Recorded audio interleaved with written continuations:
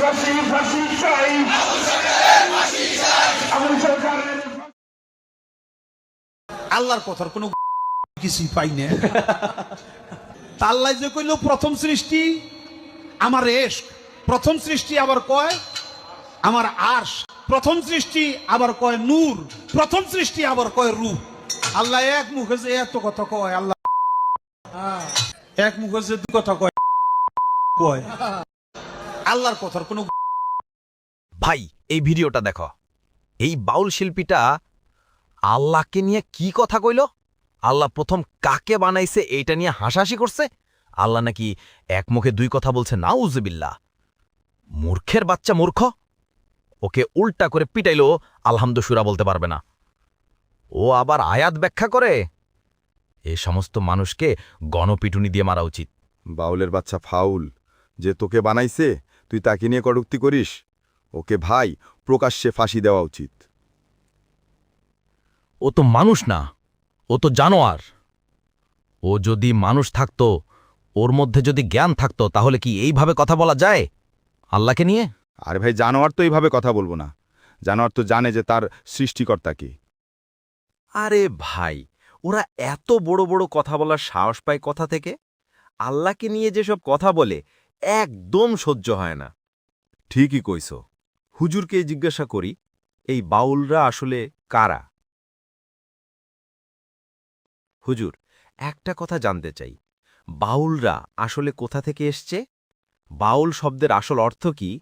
আর ওরা কি সত্যিই মুসলমান? বাউল শব্দটির প্রচলিত অর্থ কি জানো?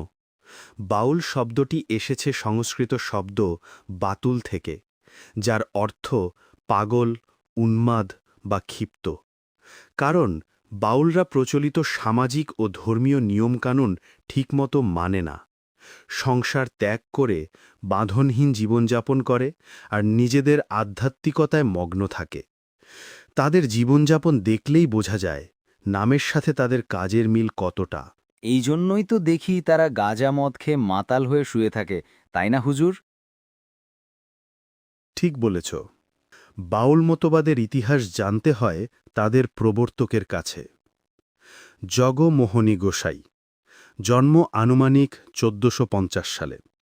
তিনি ছিলেন বৈষ্ণব ধর্মগুরু এবং বাউল মতবাদের প্রবর্তক। তার প্রবর্তিত মতবাদ জগনমোহনী বাউল মতবাদ নামে সারা ভারতবর্ষে পরিচিত। জন্মস্থান হবিগঞ্জ জেলার বাঘাসুরা গ্রাম। পিতা সুরানন্দ, মাতা কমলা। তিনি ছিলেন শ্রীকৃষ্ণের এক ভক্ত মুরারি গুপ্তের শিষ্য। বাউলদের ধর্ম কি? জগমোহিনী বাউলদের ধর্ম সনাতন বলে বিবেচিত। তাদের বৈশিষ্ট্য সাধারণ ধর্মীয় মানুষের থেকে আলাদা। তারা বলে, কালী, কৃষ্ণ, গড, খোদা কোনো নামে বাঁধা নেই, মানব ধর্মই পরম ধর্ম। অর্থাৎ তারা বাহ্যিক ধর্মীয় বিধানকে খুব একটা গুরুত্ব দেয় না। বাউল দর্শন কোথা থেকে এসেছে?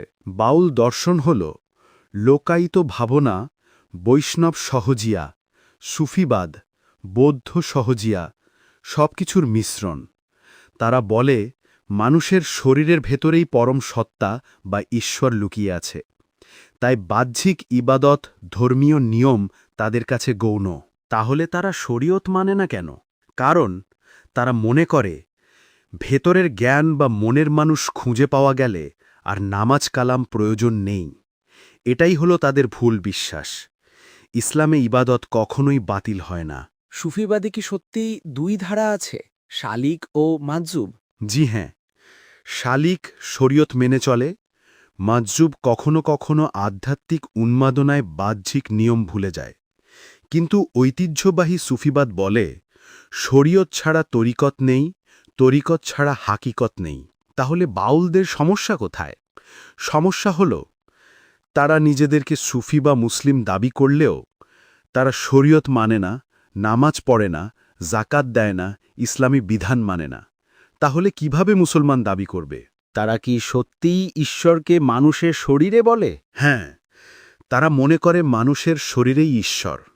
এই জন্যই তারা বাহ্যিক ধর্মকে পুরোপুরি অস্বীকার করে। এই বিশ্বাস ইসলাম বিরোধী এবং ভুল।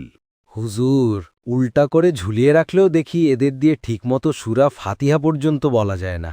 একথে ঠিক, তাই আমরা বাউল শিল্পীদের ভুলভাল ব্যাখ্যা থেকে দূরে থাকব, তাদের অজ্ঞতা এবং ভ্রান্ত মতের প্রতিবাদ করব।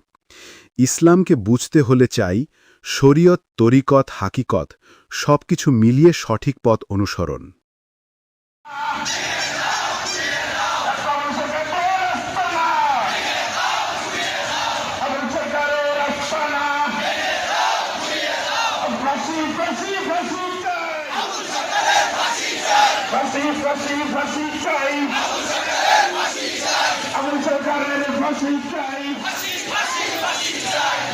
আমার